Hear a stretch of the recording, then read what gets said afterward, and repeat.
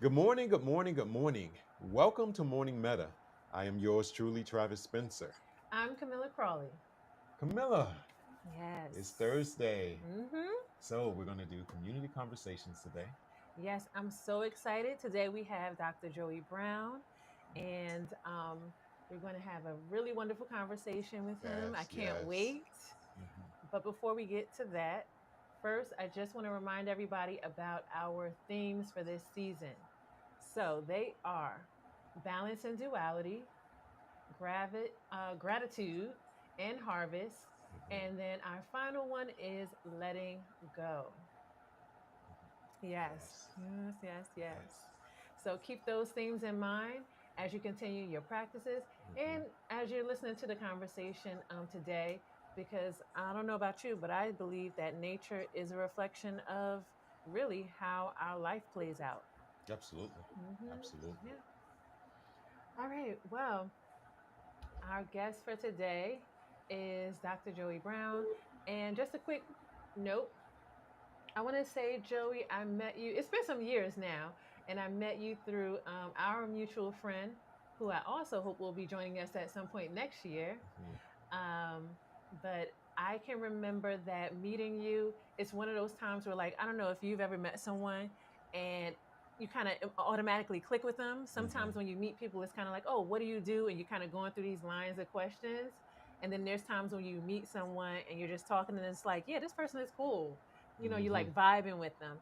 And that's what I remember from meeting you, Joey. So I'm just Yes. really excited that you're here with us and you're going to share some of your wisdom and talents with us today on Community Conversations. Yes. Yes. Hmm. So, Dr. Joey Brown, data analyst, sociologist, and holistic healing practitioner. So, quite a few titles there. But I want to hand it over to you to just share whatever you like about your background and kind of take us on the journey of how you came to this point in terms of the holistic healing piece in particular. Sure. Thank you all for that warm introduction. Like, I really appreciate it. And Camilla, yes, like I felt the same way when we met. And so it's a pleasure to be here um, working with I Am and having this community conversation today. I'm Dr. Joey Brown, and like you said, I do wear a couple of different hats that I'm honestly learning how to balance at this time in my life. But data analyst, sociologist, holistic health worker, like I've had a long-standing interest in like well-being and just how people are doing. Like that's been a thing since I was young. I was a caretaker. We won't go into all of that, but so care has been a part of my life for quite a long time. Uh, how I sort of ended up in these practices, I have a certification aside from my PhD in sociology. I have a certification in yoga and Reiki. I've done some life coaching and some sound healing as well. And so I use those practice together um, through my business Love Seeds, where I do like intuitive coaching, where I've even brought in some tarot and some astrology inside of that. So that's the holistic piece, but I'm also a researcher by nature, like, and by training.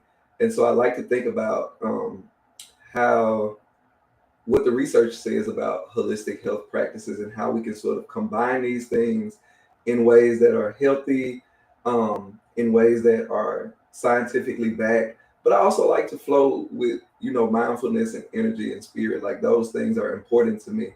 So at this point in my life, I'm learning how to combine all those things, balance those things to live authentically. And for me, it's just really put more love into the world. Um, how I got into the holistic health space was actually through my graduate school training. Like earning an advanced degree can be really intensive, and it can take a toll on you mentally, physically. It can take a toll on you spiritually, and so at some point you have to take some time to think about how are you supporting yourself, like how are you showing up in these spaces, how do you want to go about doing this very intensive and a lot of times lonely work that you end up doing. And so this led me into more holistic health practices. Like I got into meditation while I was in graduate school. I remember it was just like a simple class that I saw through an email from the health center. And I was one of the first people to sign up and got a spot. And that, sort of kicked off a long, continuing, because I would say it's a continuing journey of mindfulness, meditation, and holistic health. Um, and over time, like I said, the yoga came in, which is not just physical, it's a whole body spirit system. I practice it in that way. The Reiki, which is more about energy healing as well, and the sound healing similarly. And so I also like incorporate some breath work because breathing is one of our um, basic tools for mindfulness that we all have and we all can use.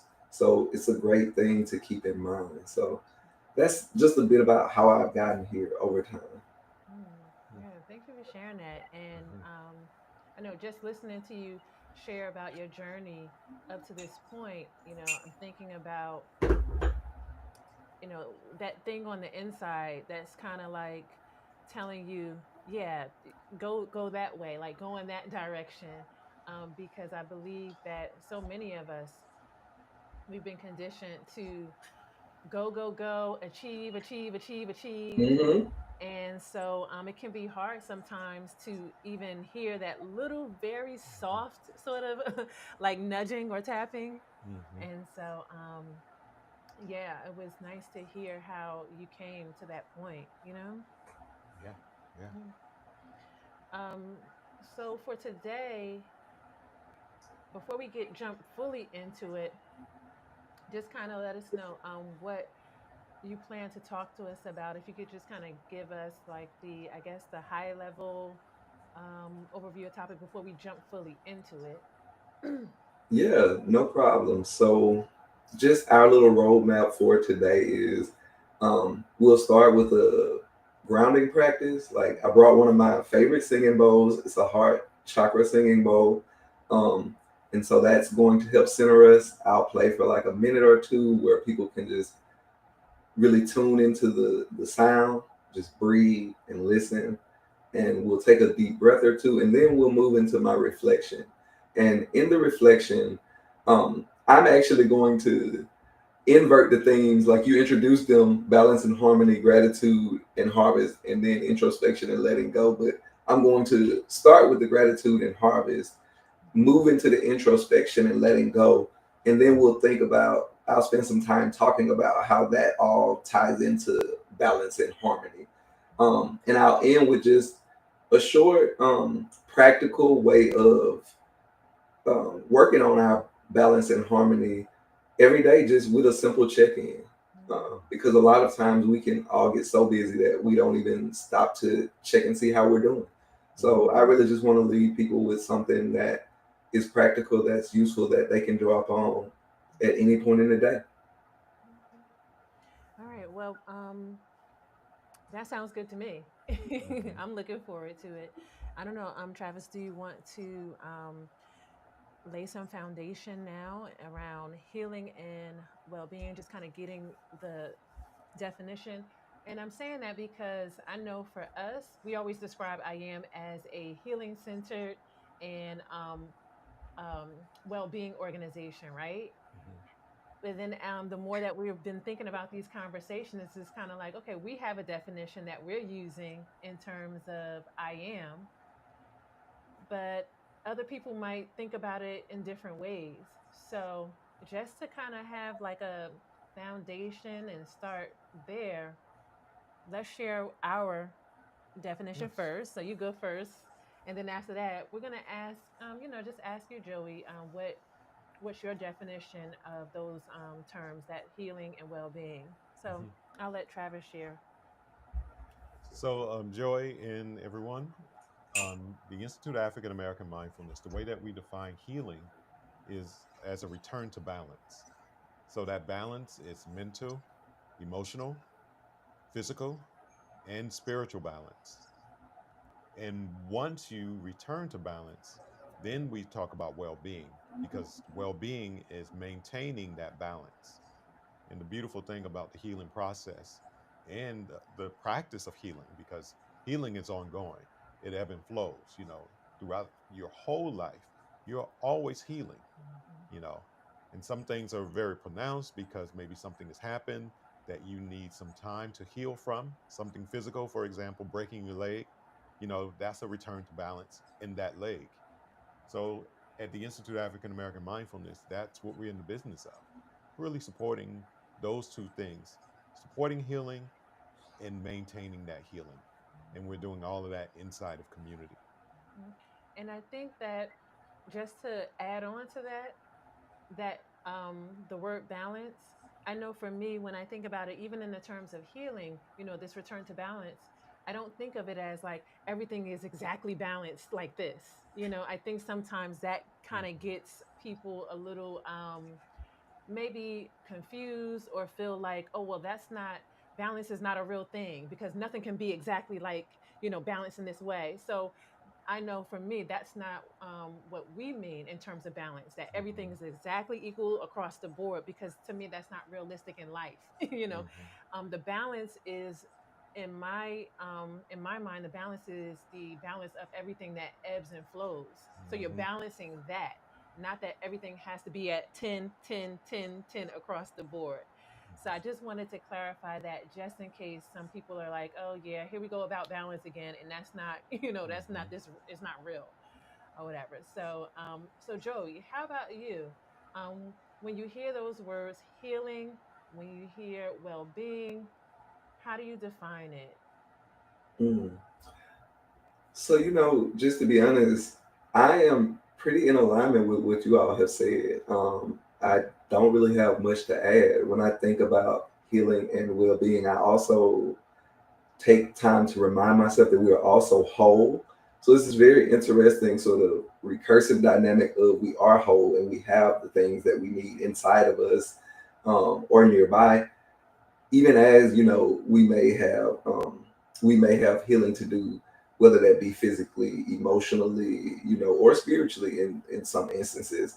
And Camilla, I think definitely thinking about balance, and the way I plan to talk about it today is, it's not some one point and we get there and we're like all good forever, because you're right, that's not maintain that's not it's not easy to maintain that. It's an imperfect situation. Like, it's impossible to set people up for um, that type of expectation.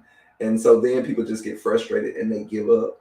And I'm more of a, are we doing the best we can where Mhm. we are, and I'll talk more about this, but I tend to think of balance as a range, not necessarily a point. Like, Mhm. um, I can be good. I can be good across a range of things. Like, I'll give an example once I start talking, but even something like body temperature, it's not a set point that everybody's body temperature is. Like, there's a range of what's healthy and what's outside the bounds of that. And part of, life is being mindful and being aware of how we're doing, and then gently returning to balance, not Mm-hmm. forcefully Mm-hmm. snapping ourselves back into place like a rubber band, but being kind and gentle with ourselves. I mean, especially in the community, because a lot of times we can be rigid because we've been put in social boxes, or we feel like we have to perform certain ways in order to thrive in society. And for me, I've done a lot of thinking about what authentic empowerment looks like within community. Uh-huh. Because when people can show up as themselves, Mm-hmm. they can show up better for their community, because they're better able to give up their natural gifts and talents and to develop those. And when they're at their best, they're giving to the community, they're giving the best to their community. So I like that partnership between allowing people the space to be their authentic selves, to be authentically empowered, and then um, pouring that into the community. So another reason I'm excited for us to be having this community conversation. Ugh. Yes. Well, I know we over here like bobbleheads as you Yeah. talking. Yeah, Yeah. because and I want to get to this grounding, but I just have to say, because this piece about authentic empowerment, I love the way you even like, frame that. Yeah, that's one, Hmm. that's a nugget there. So everybody out there, hold on to that. But let's get into our grounding so we can get into this conversation because I'm like reared up now. I'm excited. All right, so take it away. We're gonna give it back over to you, Dr. Joey Brown. Okay, thank you so much. So everyone, we're going to start with some sound. Um, like sound vibrations are good; they're helpful for us, and they can help us come back to balance. And so I have a singing bowl with me. I guess I'll show it really quickly. This is a crystal singing bowl. It's a 432 hertz crystal singing bowl, and so it is attuned to our heart chakra and our heart energy. I chose it because we're focusing on balance and harmony today. And so we know that we're used to thinking about intelligence in our head. And some people may have heard about gut intelligence, like trusting our gut, but we also have intelligence in our heart. And so in the spirit of balance and harmony, it came to me to bring the heart singing bowl because that's our center. Between our head and our gut is our heart. So you can just close your eyes if you like. You could bring them to a soft gaze, or you can stay eyes wide open. You know, it's all on you. And I'm going to play for roughly a minute and a half, 2 minutes. And I want you to just breathe deeply, tune in to the sound. And if it appeals to you, notice where you feel it in your body or put your attention on your heart space. All right.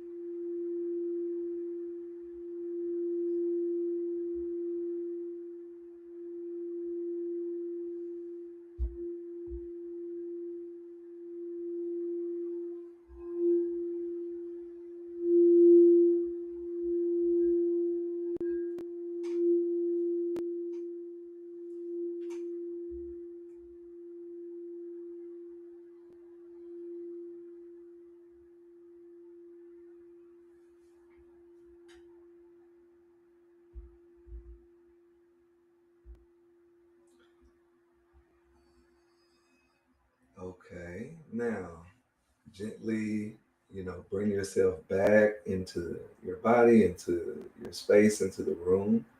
And then let's just all take a deep breath. So inhale to 1, 2, 3. Hold 1, 2, 3. Exhale 1, 2, 3. Hold the breath out 1, 2, 3. All right. And then just gently return to your normal inhale and exhale. And when you feel prepared to do so, just Open your eyes.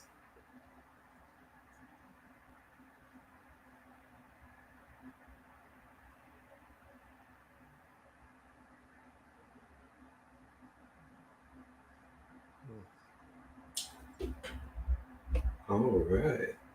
Um, so I'd like to move into the reflection, but Camilla or Travis, if you want to share your experience of the bowl and just any comments you'd like to make before I start about that experience for you all.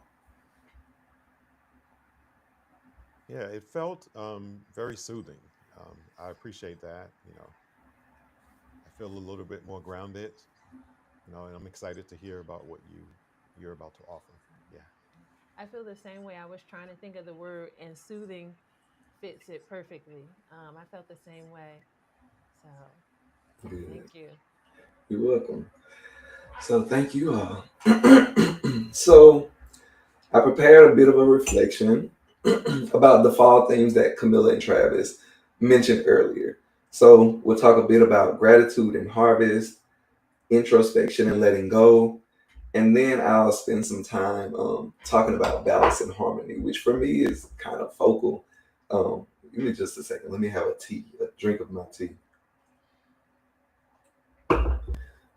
Okay, so let's talk a bit about gratitude and harvest. Harvesting what we've collected, preparing to sow those seeds, and also introspection and letting go. So, in the spirit of gratitude, I'm very thankful to be here. I'm going to fully acknowledge this is really outside of my comfort zone and I'm trying something new, putting myself out here like this. And so it's an honor to be doing so with I Am and to be talking about these fall themes. And so I really wanted to do something that was, of course, intelligent, but also from the heart. So these topics really resonate with me at this time in my life. Maybe because I'm a fall baby, I don't know, but um, that's where we are. So, in flowing with the rhythm of nature, fall is a time of slowing down, actually. Our nights are getting longer, our days are getting shorter, our temperatures are getting colder, and some of the life that sprung up during the spring and blossomed during the summer is beginning to sort of let go. We're looking around and leaves are falling from the tree. And so we tend to be able to feel this. The energy is slowing down. And it's pushing us to begin to relax and in some ways also prepare. If we look around, even at the animals, they're starting to prepare for winter. Birds are getting ready to fly south. Um, the squirrels, if you see them, they're starting to dig around for their nuts. They can get territorial now, so don't get too close. But if you watch them, they're out doing their thing. In the human world, we can think about fall harvest, right?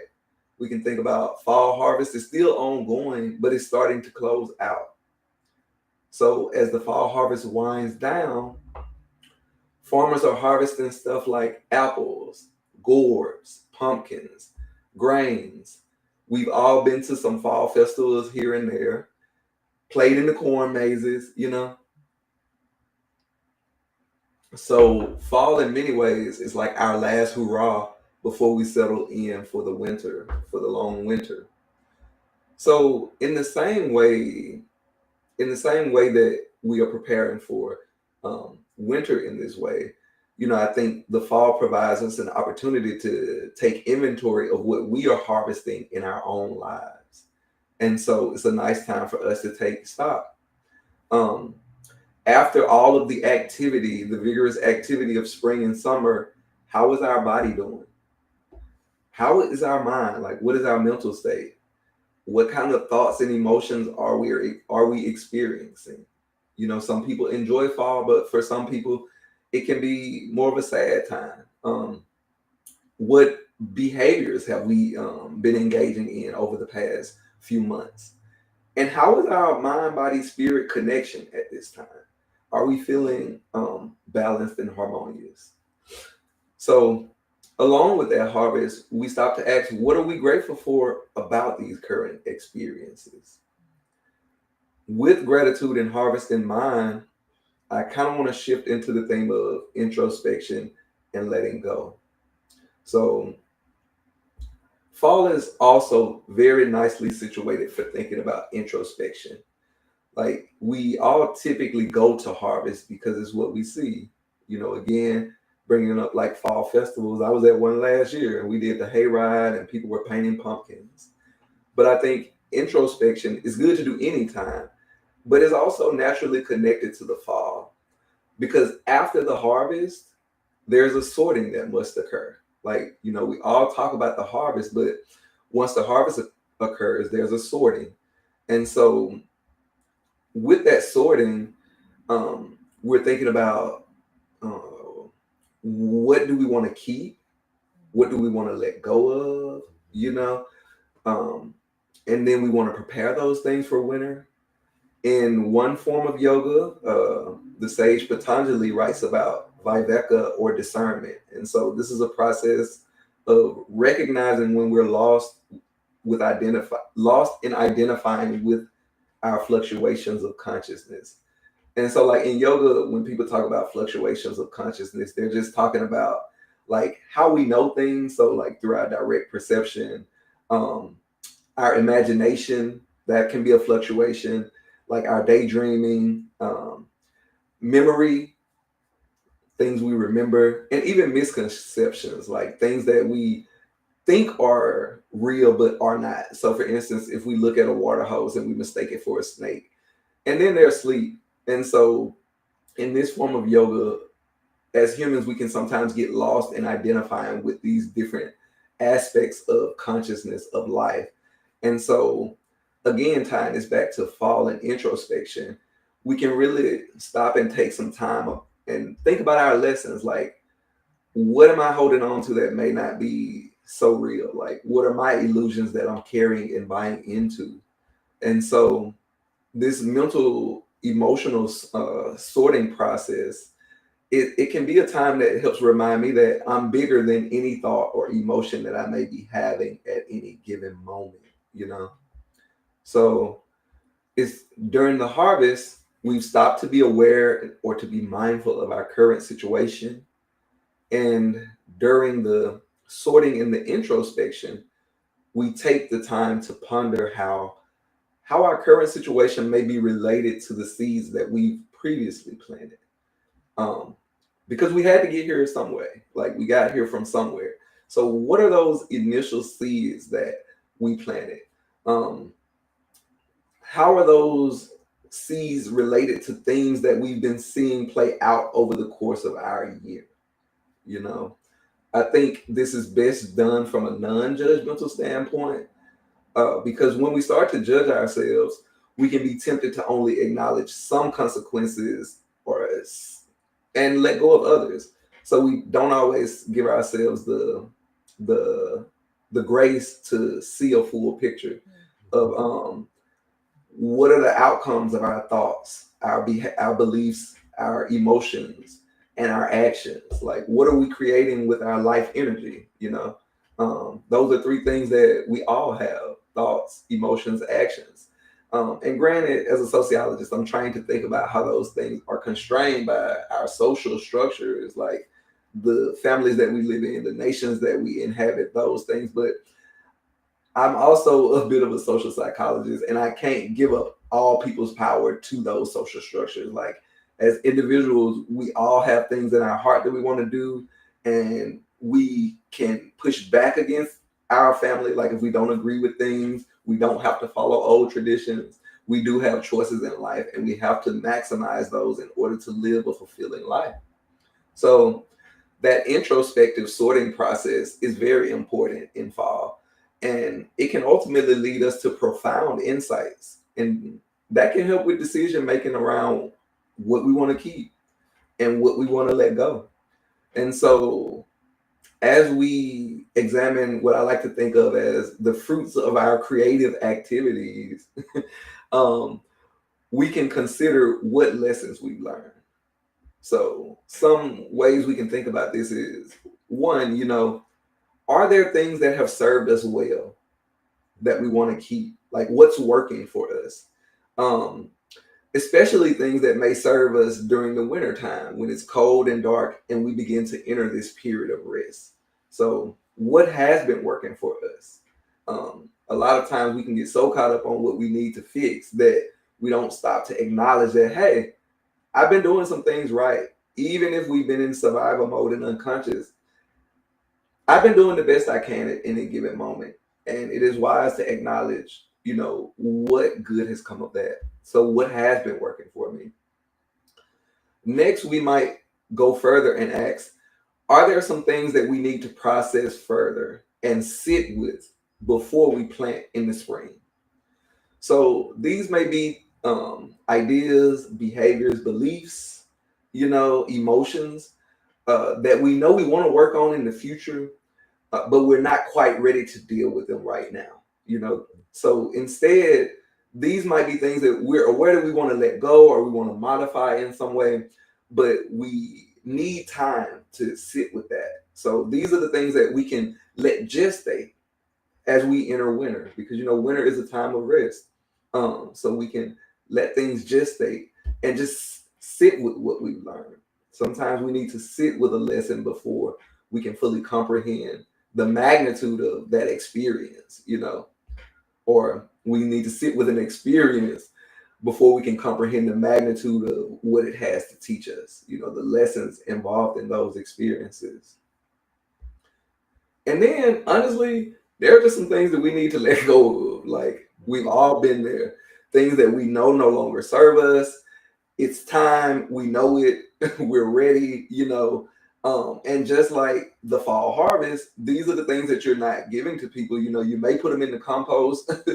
You may put them in the compost somewhere. You may even end up trashing them. But, you start that journey towards release, because that's really what that is. Like, I know I choose to let that go. So those are some ways we can think about, gratitude and introspection and letting go, and how we can tie that back to the fall season. Like, thinking about the fall harvest, thinking about the sorting process, and sort of what we are keeping, what are we letting go, and how do we package that in a way that can nourish us. Mhm. So now that we've been through those things, I'd really like to draw our attention to the theme of balance and harmony. So, when we talk about balance and harmony, we've been talking about finding equilibrium across mind, body, and spirit. And I want to point out a few things about balance and harmony in our natural environment. And I think that it can help us in thinking about balance and harmony across mind, body, and spirit. So, four things. One, balance is a natural part of life. Like, and I'll explain more about that, but just sit with that. Balance is a natural part of life. Balance involves multiple systems. Balance involves multiple systems. Um, Balance occurs along a range and in rhythm. Like, balance occurs along a range and in rhythm. And then we've already talked a bit about this, but nothing stays exactly balanced forever. So we need to stop trying to hold on to that idea that we'll get to this one perfect state and we'll be balanced. We'll be like good. We'll just be living in bliss forever. Maybe that's in some dimension. It's not in this one. Um, so let's look at where balance shows up in nature, and that'll be exemplify some of these points that I've been talking about. So, balance being a natural part of life, like, we can see balance and harmony really all around us. If we think about Earth, if we think about the flow of the seasons, we think about Earth's climate, we can think about even within our biological bodies, like homeostasis, like, is a natural process. Like, we need to be in homeostasis to be optimally functional. Mhm. Music, for my music people out there, which is a combination of pitches and notes, art through color and aesthetic. And like I said, even through nature, through the changing seasons and the rhythm of time, like, these are some ways in which balance naturally shows up in life. Now, when I say balance involves most multiple systems, none of us are an island. And so if we think about our body, to stay in homeostasis, we have a variety of systems that must stay regulated. And they're not regulated to one point, like your temperature is not 98.6 all of the time, but there's a range in which your temperature can be. I moved into the next point, but what I'm saying is here there are multiple systems, like our organ system, our endocrine system, our nervous system. All of these things work together to help keep us in homeostasis. Our mental health, our mental health is related to, there's a biological component, Mhm. but there's also our social environment that's important to our mental health. So again, multiple systems, multiple systems. There's an inside outside relationship with that. Um, and I mean, just really quickly, like music harmony involves a lot of things. Consonance and dissonance, for one, chord progression, scales and keys, like multiple systems come together to create balance and harmony across a variety of things. Um, and in terms of a range, I'm not going to stay here long because I've given this example multiple times. Like, there's not one specific point of balance, there's usually a range. For example, if our body temperature is anywhere from 96 to 99, most people are like, okay, I'm good. Now, once it gets below 96, once it gets above 99, then we start to be like, okay, I need to be concerned here because we're out of the range of balance here. And so, likewise, in thinking about balance between mind, body, and spirit, there may be a range in which we feel balanced. And last, again, but not least, again, nothing stays balanced forever. A musical note has to end. Artistic trends, they come and go. Um, our body's vital signs are continually fluctuating. Ask anybody who goes to get a physical each year, and you will see that the numbers vary from here to there. Um, I'm at the age where we talk about cholesterol, but we're gonna leave that alone. There's a range. You want to keep it. You want to keep it in that range. Um, And I mean, we don't think about it this way, but something as simple as our weight. Like we weigh less in the morning than we do in the evening. Our body temperature, we're coldest in the early morning hours, and our body temperature reaches peak temperature at around in the afternoon. So, and last but not least, like since we're talking about fall, the earth only has two equinoxes a year. Like there's the spring and the fall equinox. And these are the two times in a year where Earth's axis is like not pointed directly at the sun or not pointed, too far away from it. Um, so even the Earth has like these 2 points where things are as close to perfectly balanced as we might think of balance in our normal traditional ways of thinking. So through this lens of mindfulness, we talk holistically about balance and harmony, meaning that we're interested in equilibrium between our mind, our body, and our spirit, you know. So, another way that I hear people talk about this, and I've talked about it myself, is do we feel in alignment? Do we feel in alignment? So, what are some practical ways that we know we're in alignment? Because, I know Travis mentioned earlier about healing and well being, maintaining that, but also not making it, you and Camilla mentioned, not making it something that's unattainable or something that's inaccessible, but something that's really approachable for people in their everyday lives. What are some practical ways we may know we're in alignment when we're in balance? One way is we feel ease in our body. And, I want to say that with the caveat of everybody's bodies have different things going on. So, what ease feels like in my body may feel different from what ease feels like in someone else's body.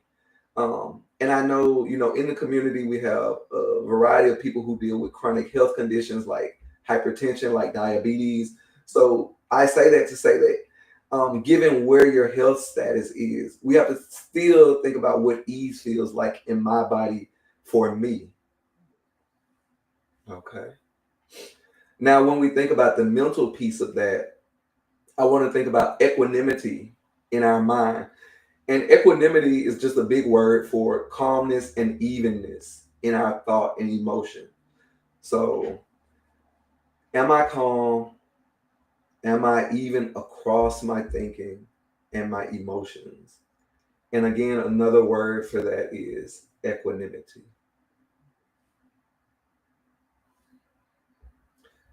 And third, when we think about spirit, I think about our sense of connection to our spirit. So, do we feel like we're connected to something bigger than ourselves?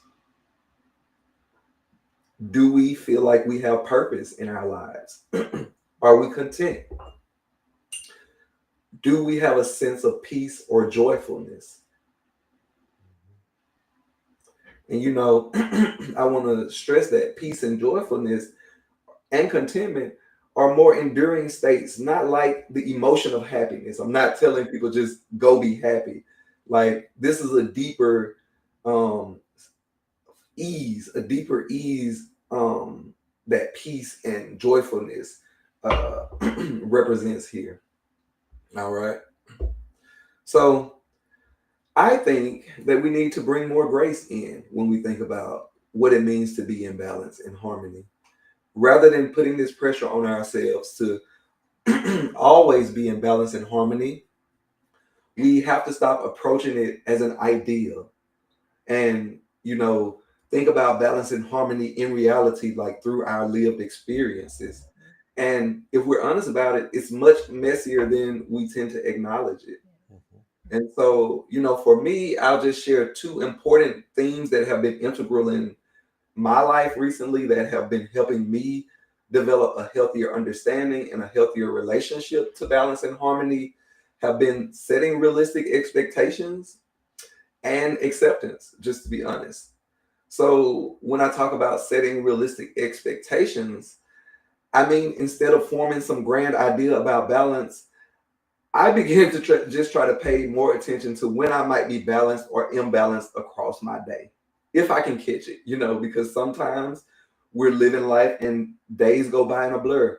But as often as I can remember, I try to, um, see if I'm balanced. Like, am I breathing at the moment?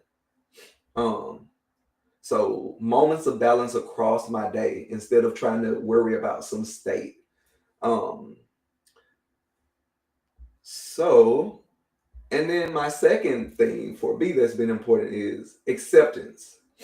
Um, I have had a tendency to be a bit of a perfectionist.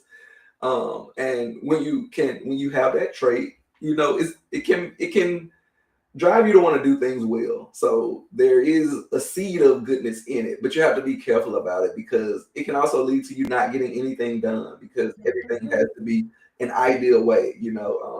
When I was working on my big project to get my PhD, I had to embrace the philosophy that a done dissertation was better than no dissertation at all. Like you can always do better, but you have to do something. You can't live in your head forever. And so, even with thinking about finding balance, I had to accept imbalance as a normal part of life. Like it just is. Imbalance is a normal part of life, but we can gently put ourselves back on a path toward balance. And we can learn to appreciate and recognize and appreciate when we're in our zone of balance.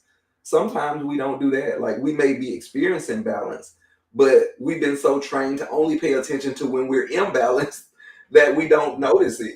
So part of that acceptance has been accepting that I actually do find balance a lot more than I give myself credit for. And so starting to be more fully present in my life, in my body, in my emotions, in my mind, and with my spirit so that I can notice when I'm in my zone of balance, when I am feeling at peace, maybe when I am operating from a place of flow. Um, and then when I am experiencing imbalance, in whichever area that may occur, gently accepting that. like having the grace to say, hey, you know what, my emotions are all over the place right now. Like I don't have it. This may not be the time for me to be trying to make plans or do this because my thoughts have been all over the place. Like I don't feel connected to something bigger. I've been feeling a bit selfish lately. Like um so accepting when I'm in an imbalanced state and gently figuring out how to get myself back to a more balanced range, a more balanced range. So now that we've talked a bit about balance and harmony, I just want to talk about some quick daily practices that maybe can help us find balance and harmony, equilibrium across mind, body, and spirit.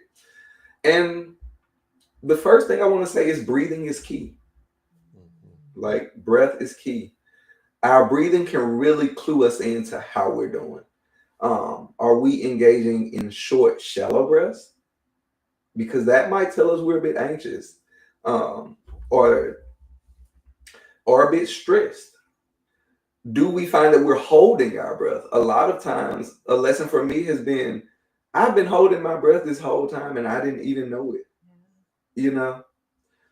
And so, when is the last time we just took a deep breath? And for me, check-ins are important. I think check-ins with ourselves, check-ins with other people, like they're generally just important. I think we sometimes underestimate the value of our check-ins, and I believe in returning to our theme of authenticity, having honest check-ins with ourselves. So before we can find any balance, we need to know what state of being we are in at a given moment. You know, and so oftentimes, if we've been living from a place of feeling like we're too busy to ask how we're doing, so we're so busy that we don't feel like we have time to ask how we're doing, and that's been going on for a long time, an extended period of time, then that is a clue that we're operating out of balance. Um, if there's an urge to skip a check-in, or your first thought is, I don't know, like, that's also a safe bet that you're probably operating from a place of imbalance. And we can break that down further, because once we know that we're operating from a place of imbalance, then we do well to stop and ask ourselves where that imbalance is occurring. Like, so how is my body? How is my mind? How is my spirit? And so, again, do I feel connected to anything bigger than myself? Do I feel like I've been living in integrity? Have I been at peace and experiencing joy? So, lastly, what I'll say, and this is a few parts, but once we've taken some breaths and done a check-in, we can take things one step further and ask, do I need anything? And if so, what do I need? So now there are moments where we'll do these check-ins, and the answer will be, nah, I'm good, you know. But I don't want that fake, that fake, I'm good, I'm good, just because that's the standard answer. But a genuine, my body is comfortable, my mind is at ease, and I feel like I have purpose in my life. Like, that is a yes, I'm good, like, how am I doing? I'm good. Congratulations if that's where you are, you know what I'm saying? But if not, what do I need that I could provide right now? Like, what do I need that I can provide right now? So, for example, if we're talking body wise, maybe if I realized I've been very sedentary, can I engage in some movement? Whether that be gentle stretching or even going outside and taking a walk, if we're able to. Um, because we know science has told us that taking a walk, engaging in physical activity is good for us, it's good for our bodies. If on the other end, because some people just go go go, there may be their default or how they tend to roll. If our body is tired, do we need rest? Like, rest is also an essential part of our well-being. Have we been getting the sleep that we need to be at our best? And a lot of times that'll be one of the first things we sacrifice. I gotta go, I gotta grind, I gotta, make it happen. But no, sometimes you need to sleep. Mhm. Sometimes you need to sleep and you need to find that balance so that you can then do what you need to do in a more healthy way. And if it's on a more serious note, though, we also need to ask, do I have serious dis-ease in my body that I need to address? Because even if we can't do anything about that in the moment, we can think about getting to some medical care, getting the professional help that we need to address dis-ease, especially chronic dis-ease that we're aware of. And then, how's my mental health? And so, in our community, I'm glad that we're having more talks about mental health because it's very important. It's a thing that we've taken for granted and sacrificed um, by pushing through. So, how is my thinking? And how am I feeling? Like, how am I feeling emotionally? Am I trapped in recurring negative thinking? Have I been dealing with life in healthy ways? Because we'll find a way to cope. Don't get me wrong. I have coped in some unhealthy ways in my life, so there is no judgment there. But at some point, we have to make a choice that, we have to realize if our coping is harming us in other ways, Mhm. then it may be time for us to consider new ways of dealing with our life. And, if we're severely unbalanced, where we're swinging wildly, or if we find that maybe we're having a more difficult time, you know, being present in life, um, we may need to consider seeking a therapist for support. Mhm. There's nothing wrong with getting professional help. We would go to a doctor if we broke a leg or if we, had a fever that we couldn't get down. Likewise, if our mental health has been really hampered, if we're stuck in traumatic experiences, we do need to consider seeking out someone who has the tools to be able to help us and support us in those ways. And thankfully, um, there are a variety of ways we can get help now. So, and lastly, how do I feel in my spirit?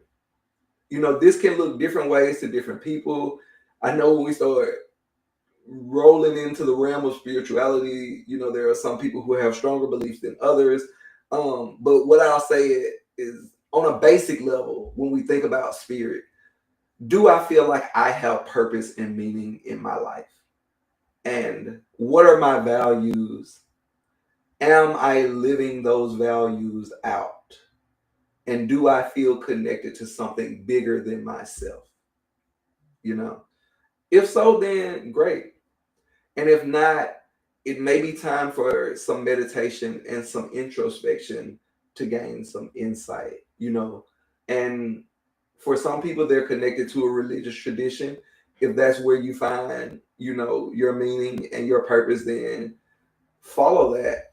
And if you choose a different path, a more spiritual path where you're into meditation or you have other things, follow that path. But and even if you don't have a religious or a spiritual belief system in that way, am I connected to something bigger? Do I feel like um, it is more than just me out here in the world alone? That is another way we can think about spiritual support. Um, so I thank you all for letting me speak. That's sort of the end of where I am. Like we've talked a bit about introspection, um, letting go, gratitude and harvest. We've connected that to the fall, to the rhythm of the seasons, and we've thought about how that ties into balance and harmony, as well as what are some practical ways we can approach balance and harmony on a regular level. So, with that being said, that's my reflection. Travis, Camilla, thank you for allowing me the space to speak, and I'm going to turn it back over to our host. All Alrighty. right. Yeah. All right. Well, thank you so much for Mhm. your reflection, Joey. I'm still taking everything in because you really hit on a lot of key points. Mhm. And I think that what I'd like to do is maybe if we can kind of just reflect on one thing that is really standing out and just go from there Hmm. in terms of everything that you shared. You want to go first? Me, you. Well, um, Joy, yeah, that was a wonderful, wonderful start to a conversation because Mhm. a lot that was coming up for me as you were speaking. Um, Oftentimes, when I'm listening, I'm always looking for that nugget that can support our community in the healing that's needed, and also to support moving out of this place of survival into a place of thriving. You know, and the other piece is what are we giving back, or what are we illustrating for our children to see, so Mm, that they can take the mantle when it's their time and move forward. And I think that what you shared today will be very helpful in people first doing that internal work and then allowing that work to go out into the community, into their families, and to support building these places, not places, but building the yeah. I'll start with places, building the places and supporting them in building the structures in their lives that support all of what you've shared. So I my reflection is that we're um, the fall season is all of what you shared. It does represent all of what you shared, and the hope is that we um, can can take over to what you said. Yeah, Yeah. yeah. So many things stand out. So I'm trying to pick one of the many things. I think similar to you when I was listening, and you started going over like how in fall you plant seeds and then you harvest. So you after you've planted things, then you kind of see like, okay, what's grown now, like what do I have here, and really bringing that into everyday life in the form of taking inventory. mm, So like you were saying, Travis, about there's some of us in our community, melanated community, African American, Caribbean, however you identify yourself, Black. There's some of us in our community that I know may be in survival mode and may not see it as like, oh, I'm in survival mode. Because to your point, if you think about our history in this country, um, that's what we were for hundreds of years. So then that turns into habit.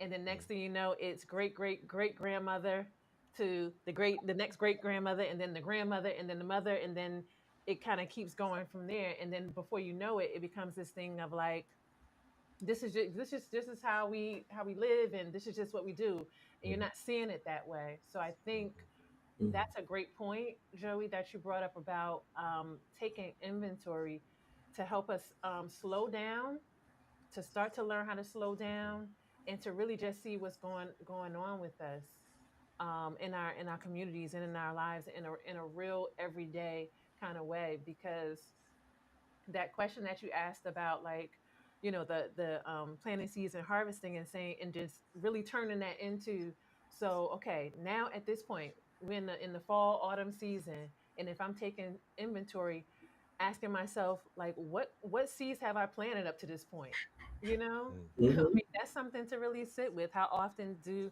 I'm thinking about myself, like, how often do I even sit and ask myself, like, okay, now that I'm in October or September or whatever, let me just quickly reflect, and like, what have I planted up to this point? Like, what's starting to, grow out of the ground or grow into my life? And that really stood out for me in the sense around mindfulness. I don't know Hmm. about you, but a lot oftentimes I think about mindfulness as awareness, mm, mhm, or mhm, amongst many things. And so that really kind of sent me right into that when you were talking about that, Joey. Like, okay, so if the first thing is that many of us in the community don't even realize we're in survival mode, how do we start to support people in coming into this place of awareness? And So when you said that, it was like, oh, okay, yeah, the inventory. Let's slow down and let's just start taking inventory. And even if you feel like, dag, I don't even know, then that's Mhm. okay. Good morning, good morning, good morning. Welcome to Morning Meta. I am yours truly, Travis Spencer. I'm Camilla Crawley. Camilla, I'm Yes. excited about today's community conversation. Oh, I am too. So today we Mhm. have a special guest, Karina Urdante, Urdante, Urdaneta. Yes, I got it. That's me Okay. trying to make sure that I say it in Spanish. Mhm. yes. And so we're really excited to have you today, Mhm. Karina, and just share a little bit, Travis. I know of your connection with Karina. Well, Karina and I are a part. Well, you're on the teaching team as well. We're all part of the BIPOC, which stands for Black and Indigenous People of Color, the Sangha. And the Sangha is where we come together and we do mindfulness. We have wonderful talks, Dharma talks, wisdom talks, and we share in community with one another. Mhm. And Karina and I, well, us, because we've taught together in the community and we've held space together. So I'm excited about this conversation because Karina brings so much wisdom to these conversations and to the community that we support. Definitely, I really enjoy Karina when you're teaching with the sangha. So Hmm. looking forward to what you have to share with us. Mhm. But before we get started, everyone, as always, I'd like to remind you about our themes for this season, which are balance and duality, or balance and harmony, gratitude and harvest, and letting go. Hmm. Yes. All right. So, Karina, we're going to start with you and just allow people a chance to get to know you a little bit. So, share with us, a little bit about your background and kind of how you've gotten to this point in terms of, mindfulness and teaching and things like that. Hmm. Thank you. Thank you. Thank you, Travis and Camila. I'm so happy to be here. I feel honored and to be here in this space. Um, I'm so excited about this project. Well, my name is Corina Urdaneta. I was born and raised in Venezuela, South America. And so my mother language is Spanish. Um, so I grew up in Venezuela and then I moved to the States about 20 years ago with my family, my husband and my two children. And we are in the area of uh, DC, Washington, DC, in the area of Washington, DC. And so I'm gonna start by, you know, I don't know. There are many places where I can start. I can start from my culture back in my country, Venezuela, or how I got into IMCW and the BIPOC Sangha.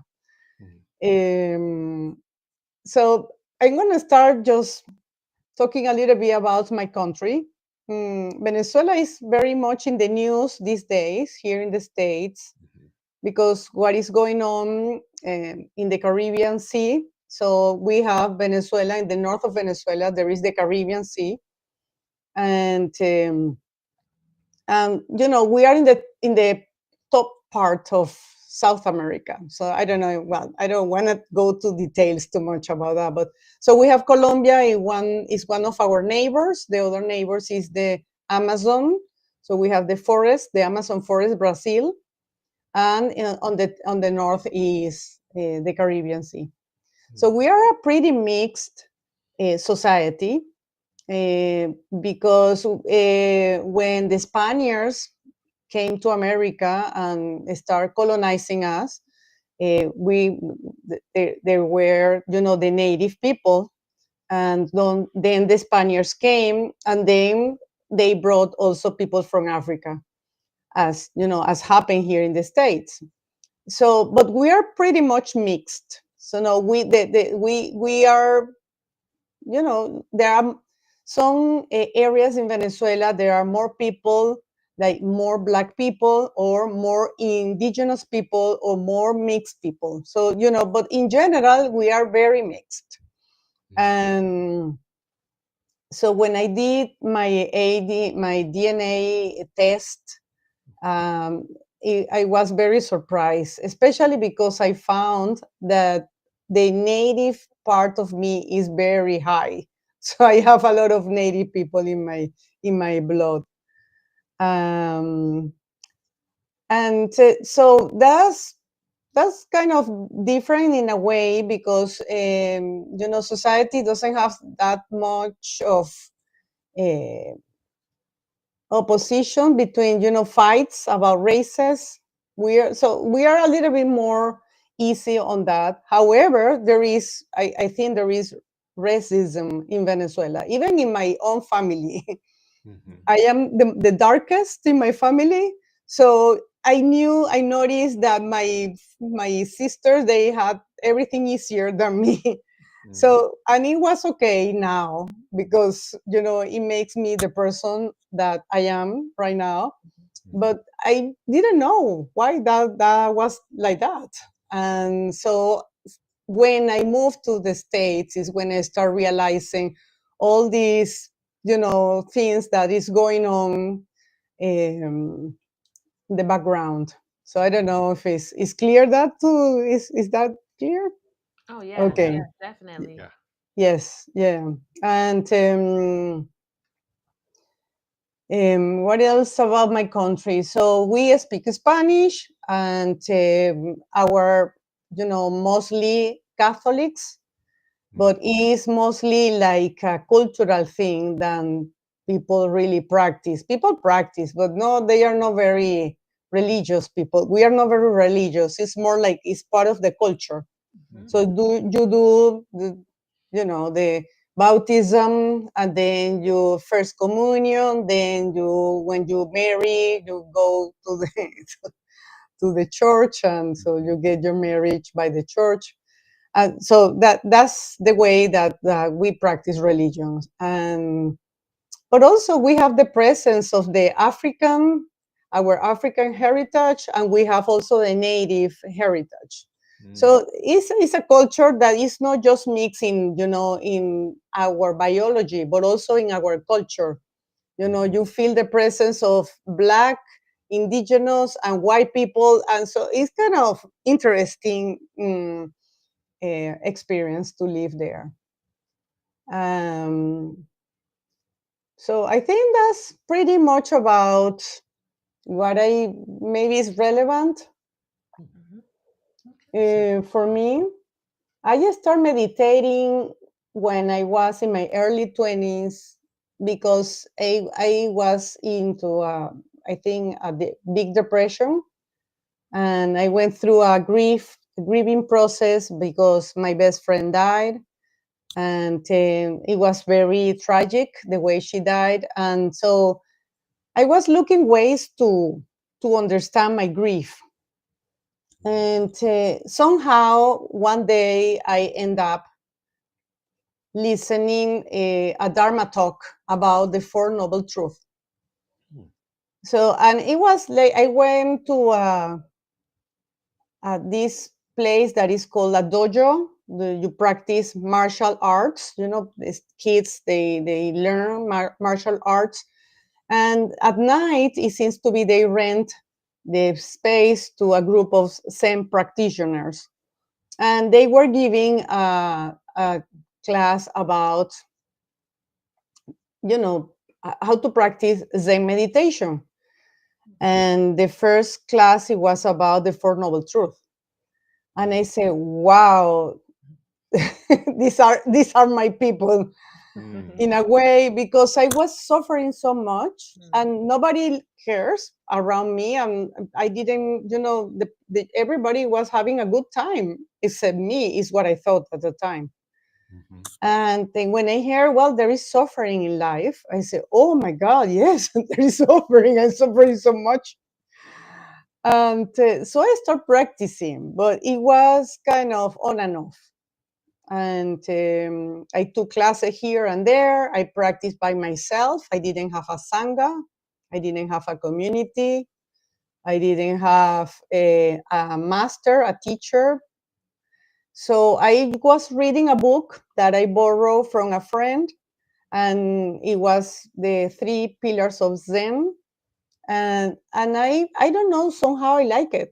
I continue practicing by myself because I am kind of mm, I very disciplined person. So I used to practice like regularly, and I saw the changes in me, and I said, wow, this works. But then life, came. I had my children, I got married, and I got busy, and on and off. It was difficult to keep something like that by myself. So after many, many things that happened, I finally end up living in the DC area. And somehow I start not, hearing about the Dharma talks around the area. The Dharma teacher, Tara Brack, she had a huge congregation of people every Wednesdays and is nearby my house. So I start attending her. And I like the way she approaches the meditation because it's very scientific based in a way. And also because she is a lay person and is a woman. So I saw, wow, woman can do this. She's lay. She doesn't need to be, a monk, a nun. Sorry, yeah. And she also brings a lot of science. And I thought that, wow, it blew my mind because I've been not fighting, but my husband is very scientific oriented, and it was very difficult to come. He always there is this comments about my practice, like, do you know what I mean? Sometimes, well, this is not very serious. This is, and I don't know. I felt that way. Or maybe I need to be validated. I don't know. But what happened is that when I start being aware of the data and all the benefits that brings to your mind and how the mind works and the brain and everything, I said, aha. So this is my way to enter. And so I start like practicing. I took my certification mindfulness meditation with Tara Brack and Jack Cornfield. And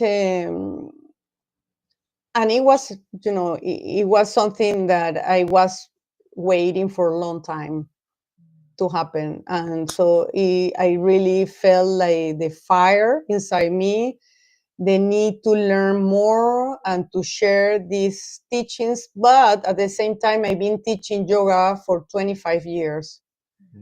So it was like probably the combination of yoga that I already have in my body and the need for something a little bit deeper in my spiritual way. I don't know. It's not just the body, but also the spiritual, I don't know, experience. And so everything, click. And it was like a passion, completely. It blew my mind. But then a friend of mine that she's Peruvian and she belongs to the BIPOC Sangha invited me to attend the BIPOC Sangha. So that was even better because it's when something is good but gets better, we say, oh my God, this is my people. Yes. This is my people. I say, wow, because also, to have a space, because, I don't know if I can be frank, but this is a very white space.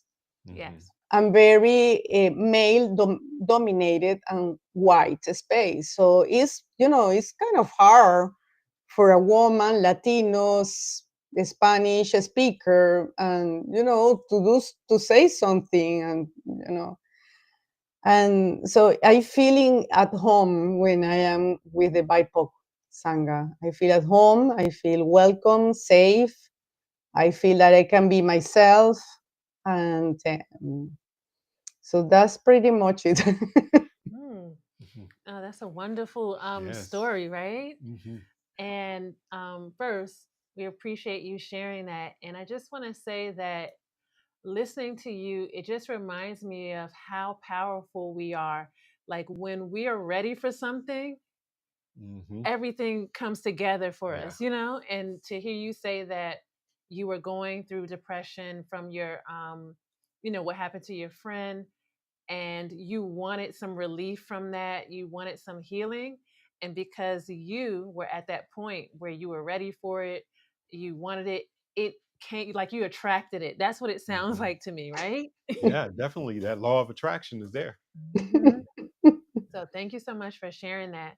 And before we go on, I just want to ask you if you could just briefly just kind of share in terms of the word dharma and the word sangha for everyone out there that is watching and listening, just what those two words mean. And it doesn't have to be a long thing, just briefly what dharma is and what sangha is.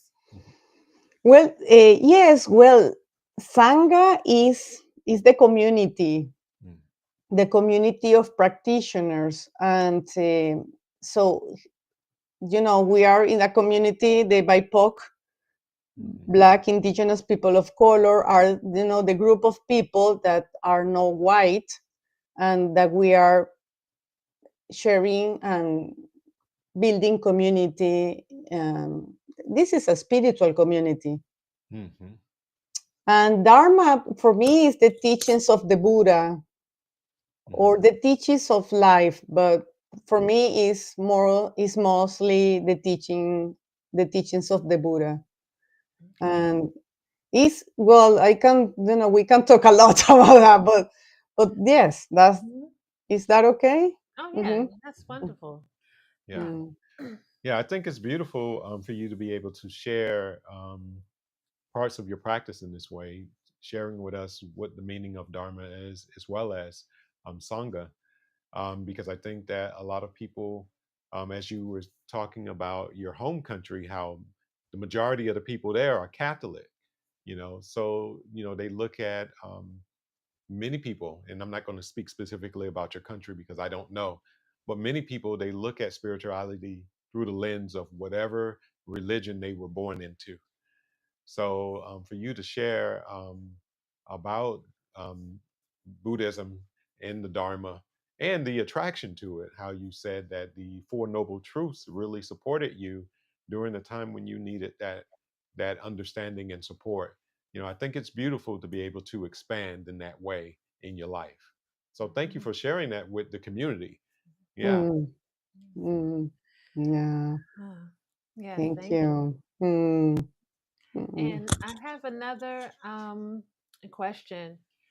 Often, Travis and I are talking about healing and well being. So we like to ask our guests um, what their definition of healing is, because one of the things that I'm learning is that healing could mean something different to each person. Hmm. So if you had to define healing, what would be your definition of that, of healing?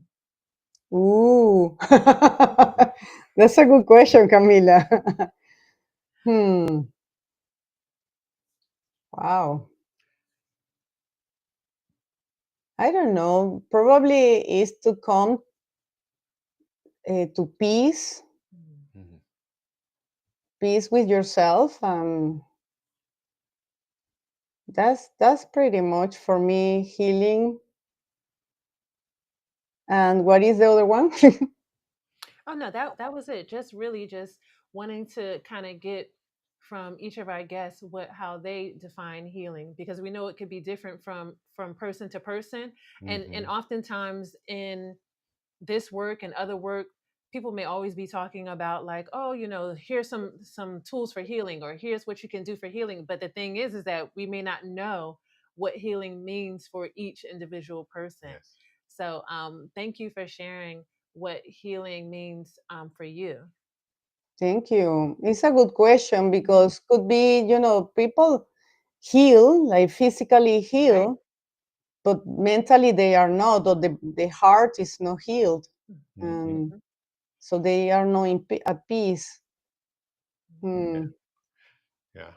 Yeah. Camilla has this wonderful thing when she teaches, she talks about heart work, you Huh. know, and that to me, and Camilla, you can correct me if I'm wrong, but to me, that is the work to support healing, you know, so, and, and actually, and I'll bring this to you as well, Karina, Camilla, she talks about hard work, but she also spoke about it at the beginning of this conversation about how um, sometimes you have to get to a point, and I'm paraphrasing, a point where you are ready for healing or for that next step.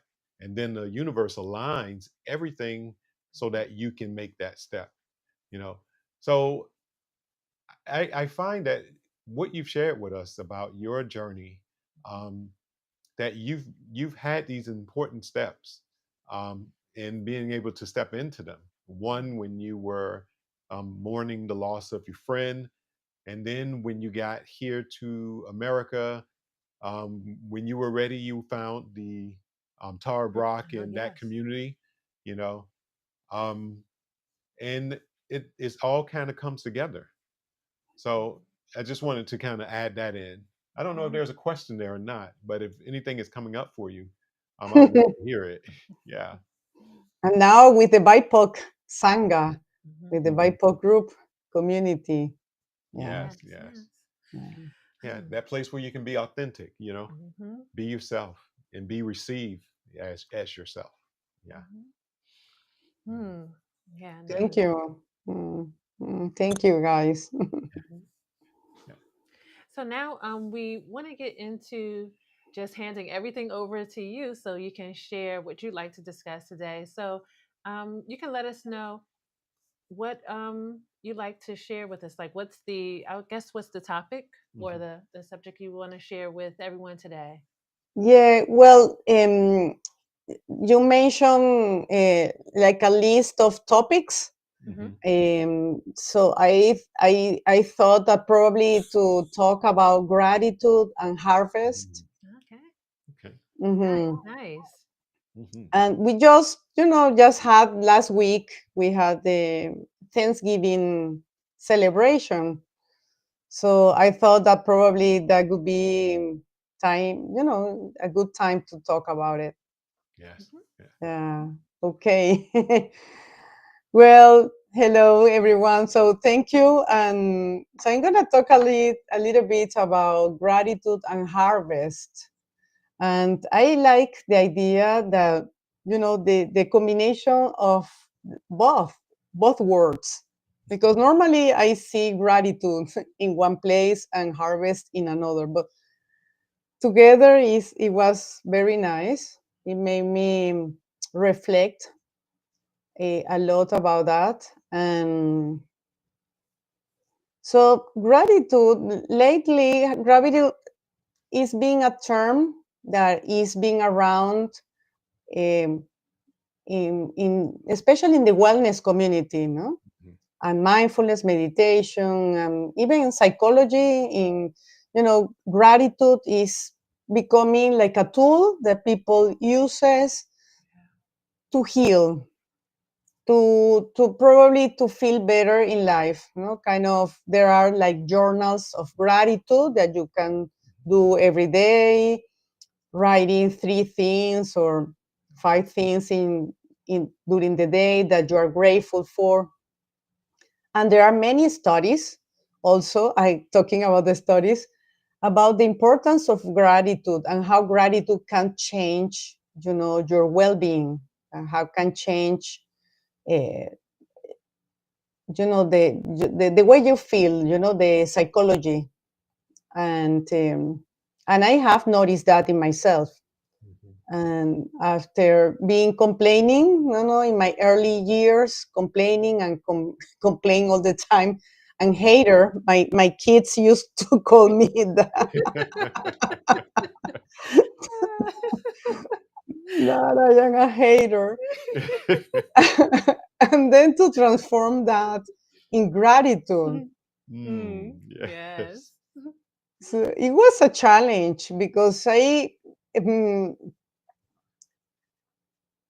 well, the mind, when the mind gets in the habit of doing something, keeps doing that. So Mm-hmm. it's Mm-hmm. what Yes. the Buddha said. The Buddha said, whatever you keep thinking and reflecting upon, that becomes the tendency of the mind or something like Mm-hmm. that. Mm-hmm. So if Yes. you worry too much or you complain too much, you're gonna keep continue doing that. Mm-hmm. So it was like a wow, how can I do how can I undo this? Mm-hmm. And so there are many things that we can do. And so the first reflection that comes to my mind is to be grateful to be alive. Mm-hmm. And sometimes we take life for granted, and sometimes even like like a burden, like a load, like it's heavy load, to be alive, because it's, oh my god, so many things that we have to do. Yes, true. And so I remember one of the first times that I met Aisha. Aisha is um, probably the person who, you know start with Travis, no, doing this BIPOC Sangha. So she mentioned about a sutta is called, I think the name is Shingala Sutta. And when the Buddha, I'm going to be talking about the Buddha, the Buddha asked his monks, he said, well, what is the probability? Well, it wasn't the probability, but what is the possibility or something like that, that a turtle that is blind, floating in the middle of the ocean, that is born every 100 years, enters her head inside a yoke, a piece of wood that has a hole in the middle, that the head of the turtle enters inside the yoke. Mm-hmm. So I was looking what is yoke first of all, because I didn't know the name in English. So yoke is this instrument that all societies that used to plant, to open the soil and then Mm-hmm. plant seeds. No, it was the joke. Okay. Mm-hmm. So the monks say, wow, this is very unlikely. That's almost impossible. No way that that's happening. Well, and then the Buddha said, well, that's true. So that's human life. Human life is so difficult. I mean, it's so precious. It's so unique. It's Mm-hmm. so rare. So use your human life wisely. Don't waste your life in unwholesome states. Well, I am talking in Buddha terms now. Mm-hmm.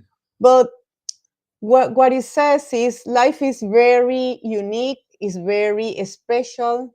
Don't waste it, and do the best of you can of your life. So, like, be grateful.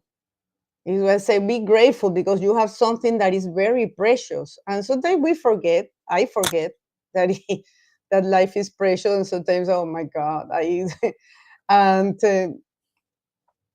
so Aisha mentioned that sutta to me, and then a few days ago I started looking for the sutta because I was teaching another class, and that sutta came to my mind. So the first thing is to be grateful to be alive, Mm-hmm. because it's very rare, it's unique. Even though we are in our planet, we are as many as we are. I don't remember the number because it's huge, and we are causing problems to the planet. It still is rare, and so it's be to be grateful to be alive, and so to and any time that we are grateful is like to really be grateful, because sometimes we do out of habit, okay, I'm grateful and let's go. No, it's just, well, really feel the gratitude inside your heart of this precious human life and this body that we have that allows us to be alive and then allows us to awake. So that one thing, to be grateful, and so to remember, for me to remember that this life, also the body is amazing. Oh my God, everything, the body, I don't think we have one mind. I think the entire body is a mind, because the body has its mind on its own. It's amazing. So that's the other thing. All the marvels we do, the body does. The regulation, the heart is beating. We are thinking and talking, and we are moving. No, this is crazy. And if there is a virus, then there we have defenses inside the body, and this kind of. I say, oh my God, it blows my mind. So what happens is sometimes we take things for granted, and it's normal. I think the brain is the way the brain works. It needs to take things for granted. Otherwise, everything is important. It doesn't know what to do because everything is important. So it needs to put things in the background. So, but we have the how can I say, the option. We have the agency to bring them back and put it in, importance to what it is. And so that's one thing, that we take things for granted, and try to bring the heart into your life, into your body, in the wonders that we are. I mean, that's one thing. The other thing is that, even little things, little details. People smile at you, open the door, people look at your eyes, you know, people are nice. People are not bad all the time. People are nice. And, notice those beautiful things. Oh, there is a cat here in my house, and so the cat likes to play. So these little details, the marvels of, we have water coming through pipes, that we have warm water, that we have electricity, that we have food in the grocery store. And well, not everybody has so we have to also be aware of that. So the thing is to be grateful, for life, for our bodies, for things that we take for granted. And I remember one teacher, he said, well, it's like a flashlight. So use the flashlight, and you, with the awareness, you are seeing things that probably they were in the dark. So now you can see them. You can see the smile. You can see the flowers. You can see many things. And so that's another thing. So instead, seeing the glass half empty, half full. Half full. Yeah. And so there are many wonders. And there is a quote that I wanted to read about I think Einstein. So, but I don't know. I'm not sure if it was Einstein. No, there are people that see things nothing is a miracle, while there are other people that sees everything is a miracle. And I don't know. I like to be the second one, like everything is a miracle. And So that's gratitude. And when there is gratitude, there is like the felt sense. The body feels also gratitude, feel the gratitude Mm-hmm. inside the body. It's not just the mind or the heart, it's the entire body feels. So when you notice something that you feel grateful for, allow the body to feel also, Mm-hmm. like allow immerse yourself in the feeling, in this felt sense of gratitude, so it is get impregnated inside your body, your cells, your muscles, your tissues. It's not just something of your brain. And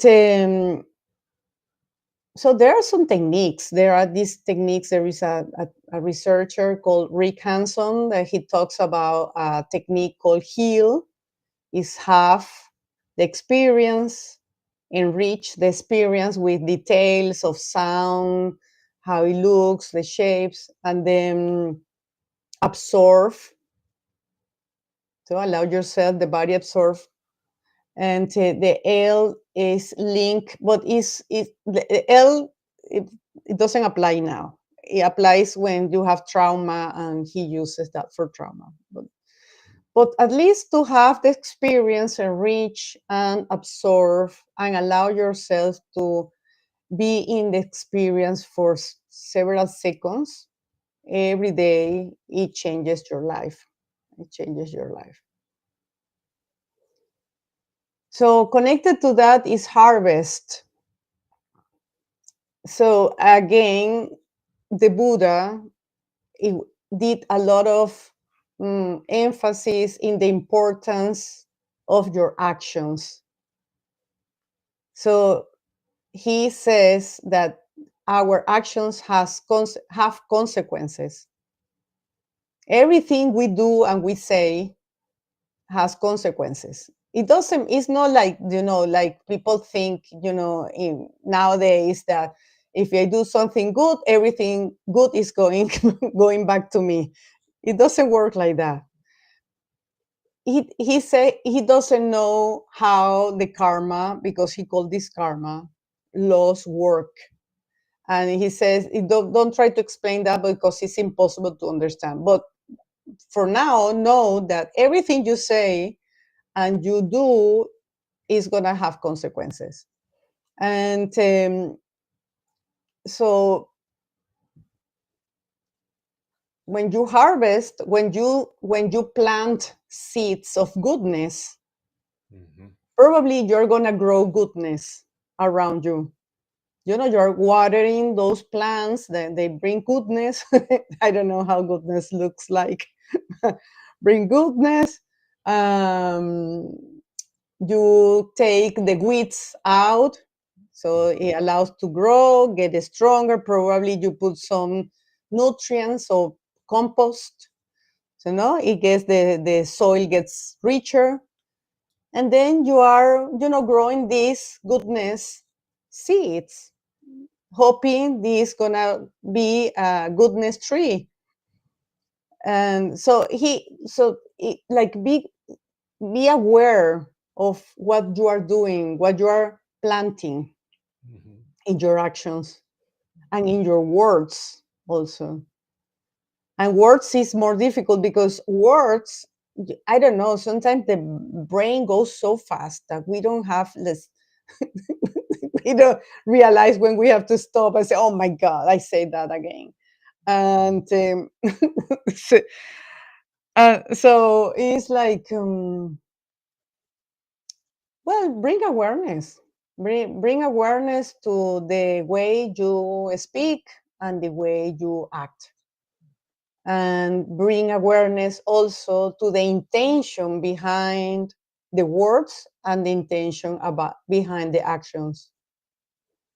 Yes. And also be aware of the consequences, because so everything is connected. And So so we are celebrating harvest. Well, we want to celebrate a good harvest. We want to collect those trees of goodness, the flowers of goodness, of beauty, of joy, of compassion, kindness. We want to grow those. So so that's the harvest that the Buddha also suggests us to would be a good idea to care for. Mm. Mm. And the last thing is about the speech. The the way we speak is the same as action, no? The way we speak, the words we say. And sometimes, we didn't have time to say the right thing, but we still have time to write,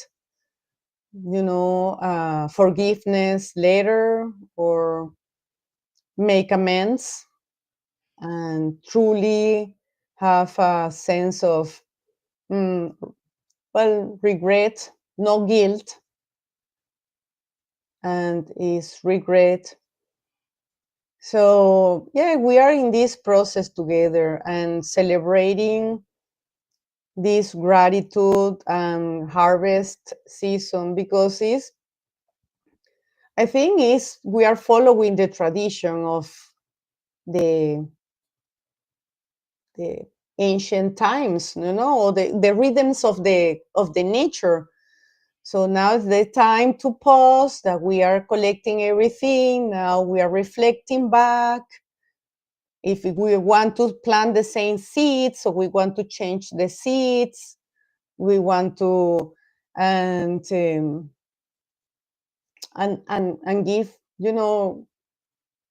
gratitude to whatever, the universe, to Jesus, Mother Mary, the Buddha, or yourself, on everybody. I mean, everything. And thank you so much for listening. Mm. I think that's my talk for today. Mhm. Mm. Mm. Yes. Thank you. Yeah. Given a lot for us to marinate on. Oh Yeah. my God! But you are experienced practitioners. I don't know the new ones. I think they understand. Yes, I think that there's something in there for all of our audience out Hmm. there that's listening. And before we wrap up, I just like to share, for me, one of the things that really stood out for me was when you talked about gratitude and allowing yourself to feel it in your body. I kind of like paused myself because I was like, I have done gratitude practices at different points, and I like to write things down. And when you said that, I said to myself, like, but have I ever allowed myself to really notice if I feel the gratitude like energetically in my body? And so I love that you brought that up, and for people to hear that it's Hmm. not just about saying something automatic, because like you said, it can be something where we just automatically, oh yeah, I'm thankful for this, I'm thankful for that, and we don't really take the time to pause and feel in our body, like, do I feel that energy of gratitude in my body? So Hmm. yes, I appreciate that you shared that. Yeah. Yeah. Yeah. I agree. And I want to piggyback on that, Karina. I think that I know that when we're supporting people in healing, and myself, that's one of the things that I invite people to do is to be present as they can, as much as they can, with whatever they're feeling. And oftentimes that's about suffering. So if you're feeling sadness or if you're feeling anger, feel it. There's nothing wrong with it. But be responsive instead of reactive based on what you're feeling. But the idea of feeling gratitude, you know, because to what you were saying, Camilla, I can't tell you what gratitude feels like because I've never really just sat with being grateful for something, and truly notice what it feels like, in the body. So I think that's a beautiful exercise.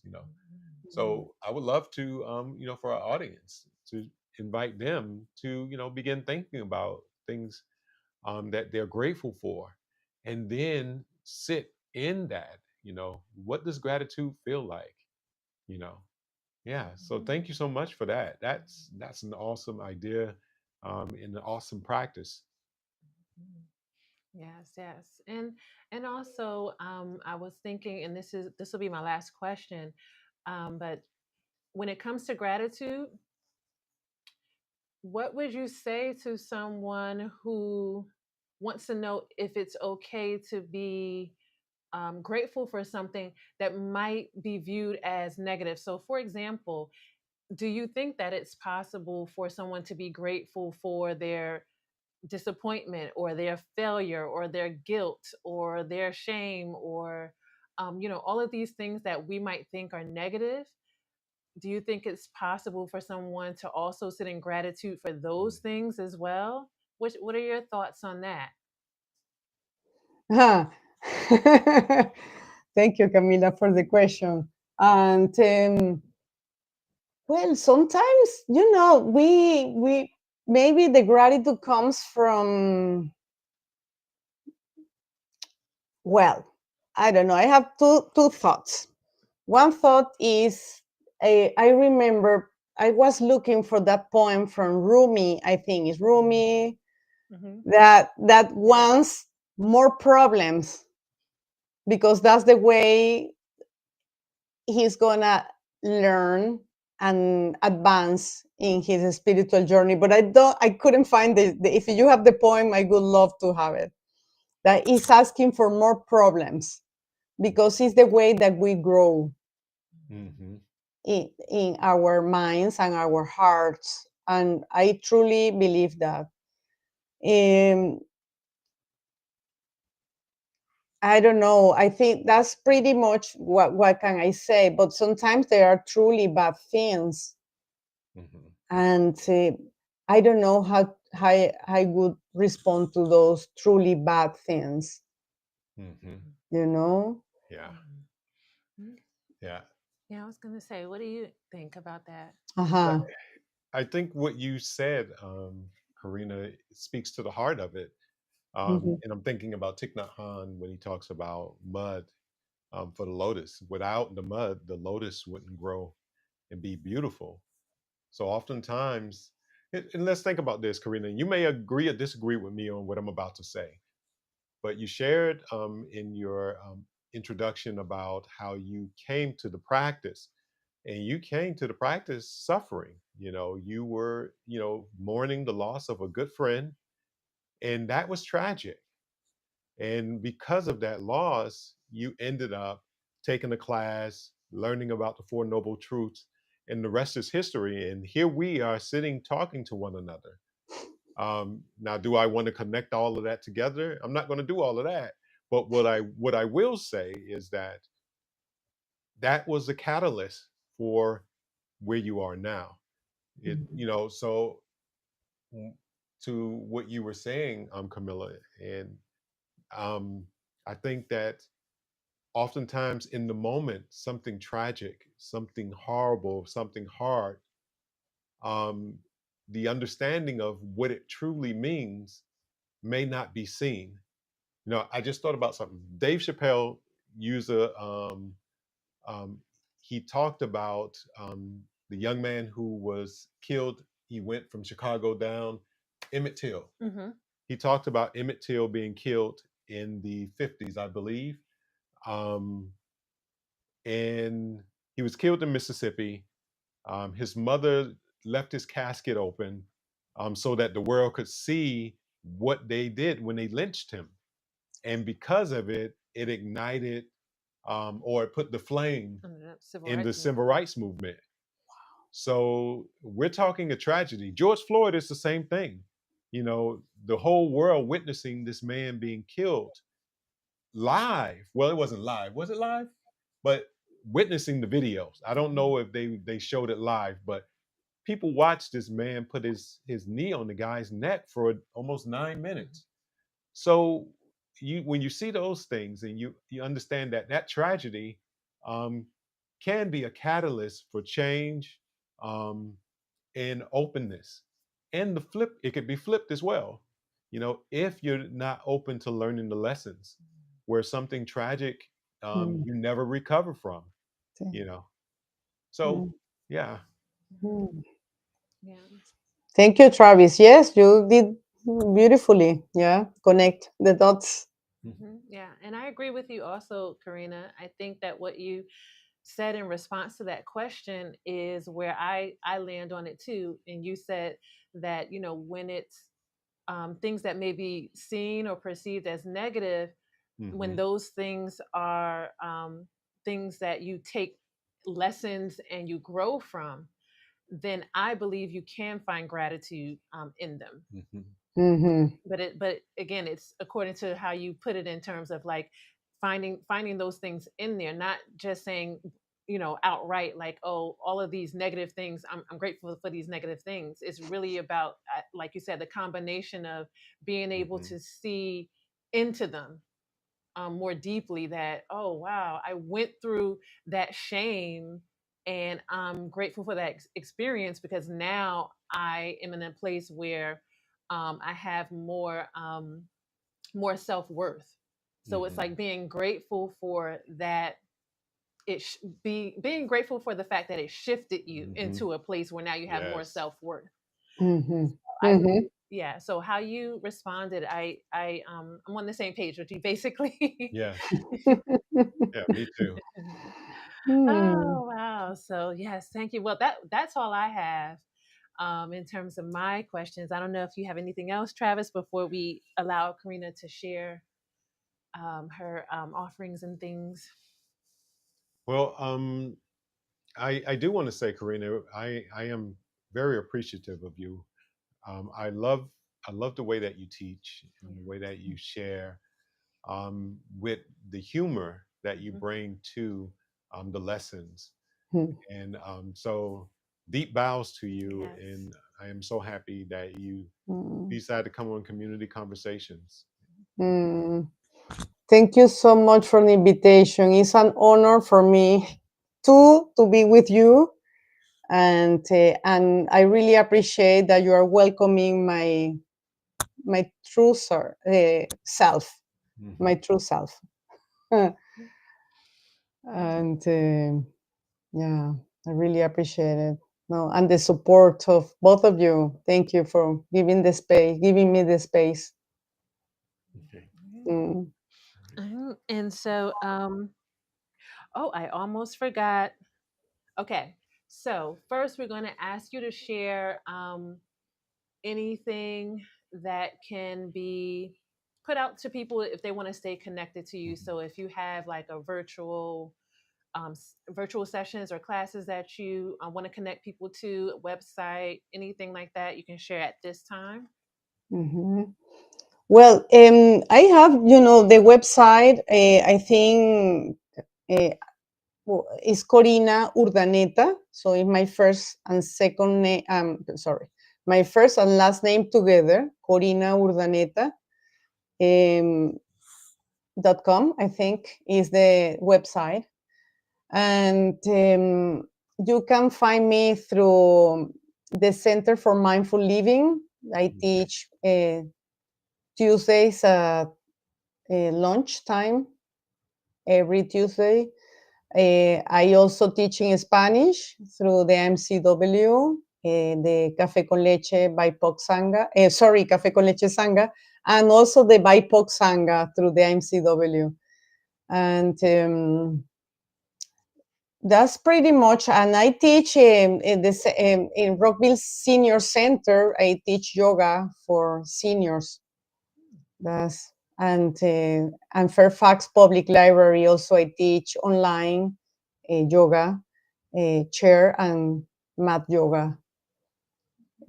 So you can contact me through my webpage and also my email that is corayoga1@gmail.com. Okay. Okay. Awesome. And I we'll put it in the listing as well, so that people can get it there. Thank you. Yes. All right, Karina. So we're going to end with 3 last things that we are asking all our guests. So I'm going to say the first part of a sentence and then you finish it. And it doesn't have to be long. So the first one is healing for or healing in African American and other communities of color looks like, and you finish it. Beautiful. Like it. I love it. All right. And the second one is community to me looks like. Love. And finally, joy to me looks like Happiness. I don't know. No, perfect. Yes, Thank yes. you. Thank you. Well, joy is joy. It's amazing. Yes, yes. Thank you. Oh, thank you so much, Karina, for this conversation. And my hope is that everyone listening and watching will be able to walk away with something that can be helpful for them and support them in their healing and their well being. Yes, yes. As always, we close out by inviting everyone to continue to join us in community each and every day on Morning Metta. Like and subscribe if you're on our YouTube.